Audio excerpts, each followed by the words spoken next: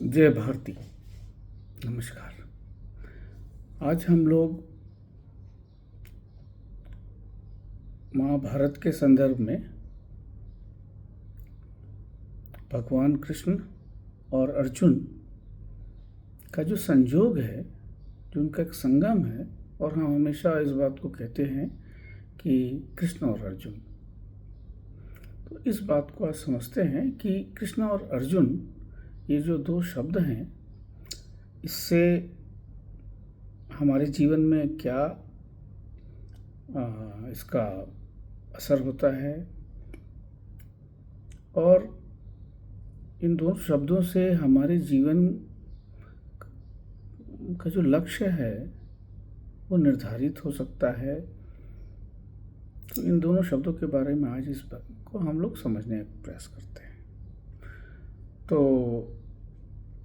इस बात को हम समझें कि कृष्ण का जो अर्थ है, कृष्ण का अर्थ नीति है, सिद्धांत है और धर्म का बोध है।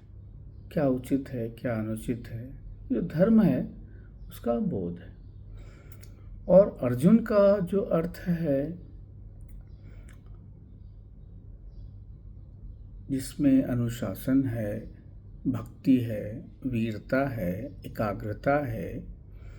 अर्जुन जो शब्द है उसका मतलब ये होता है कि वह पुरुष जिसका मन, वाणी और कर्म एक जैसे हो।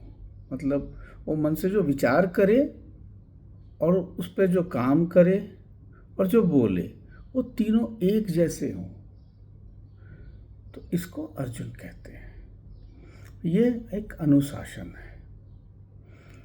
तो अब हम इसको थोड़ा उपनिषद की दृष्टि से समझने का प्रयास करते हैं कि कृष्ण और अर्जुन के विषय में। कठोपनिषद में आता है कि आत्मान रथिम विद्धि शरीरम रथमेव तु। इसका अर्थ है कि आत्मा रथी है, शरीर रथ है और बुद्धि सारथी है।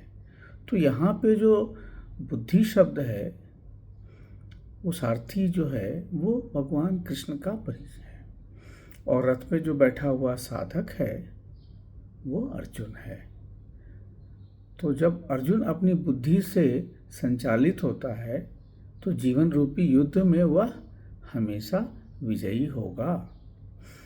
मंडूक उपनिषद कहती है कि यशस देवो पराभक्ति यथा देवो तथा गुरु।